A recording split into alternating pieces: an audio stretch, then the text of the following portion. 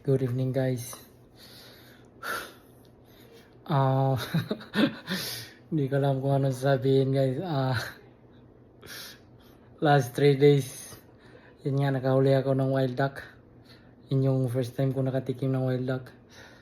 Ngayon naman, naisip ko kasi naboring ako, guys, eh. Tinihinanap po, guys, yung mga wild duck kung saan nagpunta kung gabi. Saan sila natutulog. Umikot ako dito sa ano namin. Dito sa tinitira namin kasi may malaking lake dyan.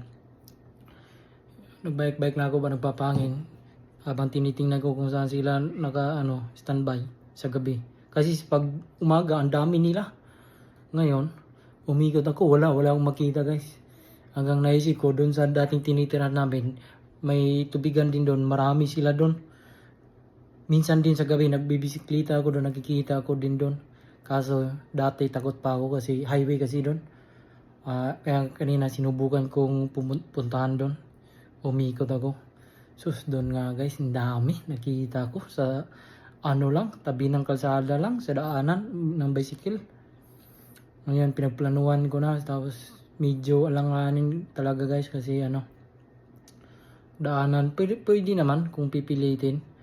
Ngayon na, inisip ko, doon pa sa dulo, doon sa likod, meron din doon, guys. Kaya, tinignan ko doon, parang safe doon. Pumunta ako doon, bisikleta, ang layo ng binisikletahan ko kanina. Papangin ako. Tapos doon nga sa parkway, ang dami nila. No, hindi naman marami. Bale, 6 na piraso. Dalawa sila, partner, dalawa. Una, mga after 15 meters, may dalawa. Tapos after 50 meters, may dalawa. That's ng tulay. Tulay lang na maliit. Kaya sabi ko ito magandang pwedeng balikan ko mamaya. Kasi safety doon. Joggingan ng mga tao pero pag gabi wala nang masyadong naglalakad. Tsaka tahimik sa likod na kasi banda. Parang lang siya, guys. May daanan lang ng tao. Tapos may lake, may tubig din mahaba. Sa kalsada. Kaya yun, umuwi ako, guys. Pinaplanuhan ko na, yun isa talaga, guys, napakagandang pwesto. Doon sa may tulay. Kasi may puno na doon, madilim na talaga, walang tao, walang bahay, safe talaga. Kaya umuwi ako, sabi ko ito, chance na naman to. Parang makahuli na naman ako nito. Kasi ngayon, guys, umuwi ako, talagang bumalik agad ako, kinuha ko lang yung mga gamit ko. Pagbalik ko doon, yun nga po, excited na naman ako. Inuna ko talaga doon sa may bandang tulay. Kasi safe siya. Tinignan ko muna walang tao dumadaan. Ayun. Binira ko na yung isa. Lumipad talaga yung isa, guys. Lumipad. Nauna ko yung lalaki, binaril. Kaso yung isa naman, lumipad, hindi kalayuan. Doon din sa may tubig pa rin. Kaso parang kanal siya na mababaw lang ang tubig, guys. Parang 2 dangkal lang ang tubig, kaya ang ganda.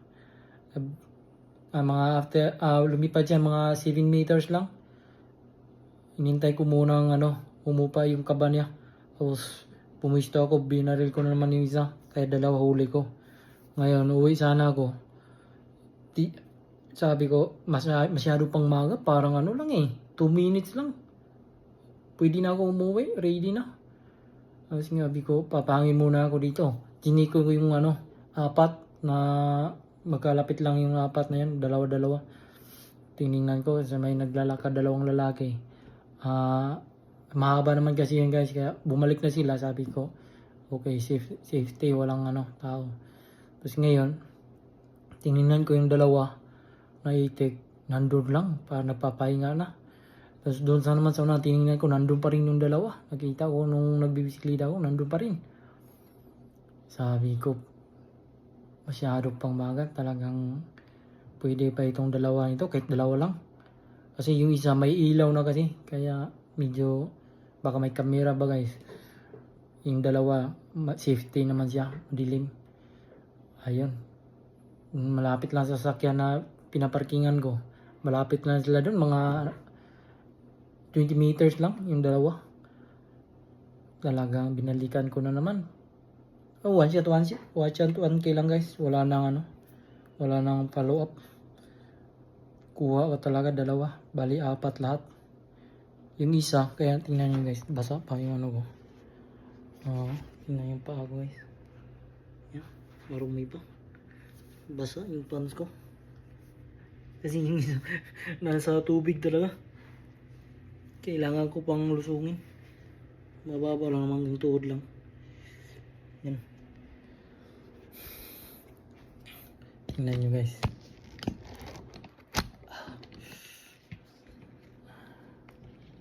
Ito na guys. Para maliwanag guys. Yan guys. Yan guys. Yung likod. Ito yung unang dalawa guys.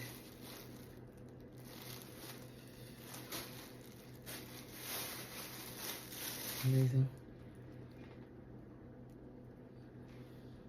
Yan yung unang dalawa guys na nakahuli ko guys. Sumunod naman ito.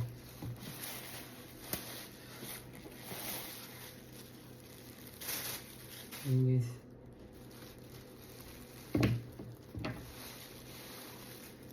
So, 4 guys. Sa totoo lang guys, plano ko talaga sa paghahunt guys. Sa Pilipinas kasi yung plano ko. Pagka wildlife guys, ayaw ko ng marami yan. Kasi sa atin konti lang yung production ng mga wildlife, daming nanghuli. Tsaka yun yung iba kasi naghahunt guys, parang gusto ng anuhin lahat. Putukan lahat ng ang mga nandun. Kasi sa akin dito naman kasi ang daming wildlife, kaya 4 sa akin, maximum na ito 4. Kasi may naghingi kasi guys, kaibigan ko gusto ring titikim. Kaya sabi ko, 2 lang sana pwede na sa akin 2. Kaso naghingi siya, 2 kaibigan ko. Tig-isa sila. Mabigyan ko na. Kaya catch and cook tayo nito guys. Plano ko nito guys, lutuin ko doon sa kaibigan ko na naglilitsyon dito sa US.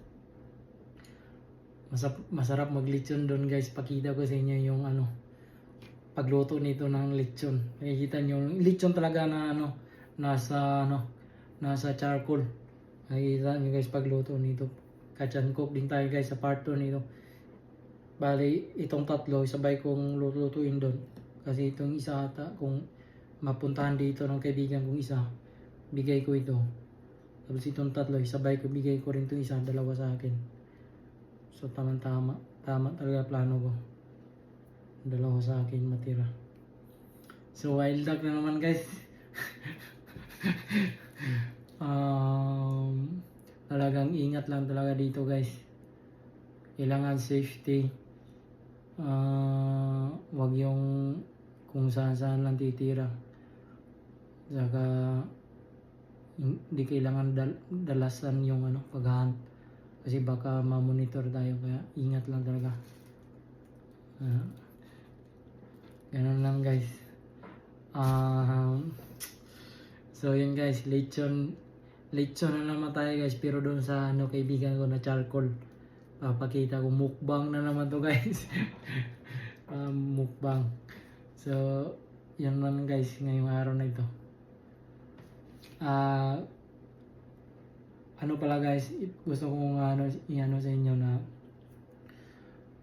sundan nyo lang yung vlog ko guys, kasi iikot ko kayo dito sa area sa paligid ko guys ng yung maliwanag pa para makita nyo. Excited yun guys kasi makikita nyo din na malalaking dito, mall.